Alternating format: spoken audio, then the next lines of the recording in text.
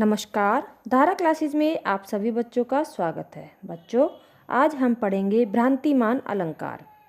तो आइए इसकी परिभाषा देखते हैं। जहाँ समानता के कारण किसी वस्तु में दूसरी वस्तु का भ्रम कविकल्पित तथा चमत्कारपूर्ण हो तो वहाँ पर भ्रांतिमान अलंकार होता है।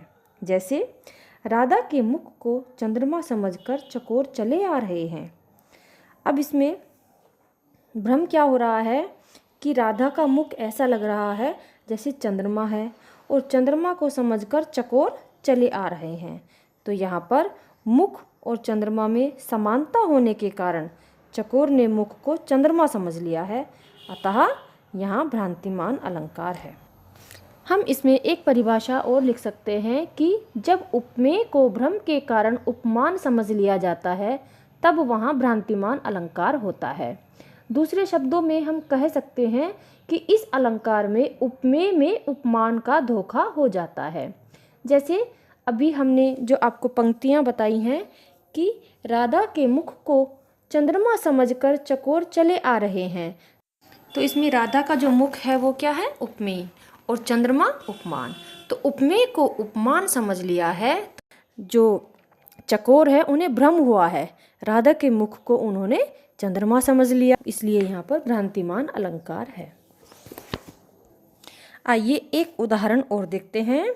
बादल से काले काले केशों को देख निराले, नाचा करते हैं हरदम पालतू मोर मतवाले। अब यहाँ जो काले काले केश हैं उनको मोरों ने बादल समझ लिया है और यहीं पर मोरों को भ्रम हुआ है कि केशों को उन्होंने बादल समझ लिया है। तो इसलिए इसमें जो ये पंक्तियां हैं इसमें भ्रांतिमान अलंकार है। अब जैसे कह देते हैं ना कि अंधेरे में किसी रस्सी को देखकर उसे सांप समझ लिया, ठीक है, तो रस्सी थी लेकिन उसे क्या समझ लिया? सांप। तो इसमें क्या हुआ? भ्रांतिमान अलंकार। उसे भ्रम हुआ है, थी तो वो रस्सी लेकिन उसने क्या समझा उसको? सांप। तो यह भ्रम, इस तरह का भ्रम होने के कारण जिन पंक्तियों में इस प्रकार का भ्रम होता है तो वहाँ पर भ्रांतिमान अलंकार होता है। आइए इसका एक उदाहरण और देखते हैं। ओस बिंदु चुग रही हंसनी मोती उसने जाना। तो प्रस्तुत पद में हंसनी को ओस की बूंदें मोती लग रही है। तो यहाँ पर जो ओस की बूंदें हैं वो है उपमेय और मोती है उपमान। तो ओस की बिंदुओं में मोती का भ्रम उत्पन्न होने के कारण यहाँ पर भ्रांतिमान अलंकार है। एक और उदाहरण देखिए। बिल विचार प्रविशन लगियो नाग सुंड में व्याल, काली ईख समझकर उठा लियो तत्काल। अब देखिए इसमें जो नाग है उसने हाथी की सूंड को बिल समझकर उसमें प्रवेश कर लिया है और हाथी ने भी उसको काला ईख समझकर उठा लिया है। तो इसमें हम स्पष्टीकरण कैसे लिखेंगे कि प्रस्तुत पद में सर्प यानी कि व्याल को हाथी की सूंड में बिल का तथा हाथी को काले सर्प में काली ईख अर्थात गन्ने का भ्रम उत्पन्न हो रहा है, अतः यहाँ भ्रांतिमान अलंकार है।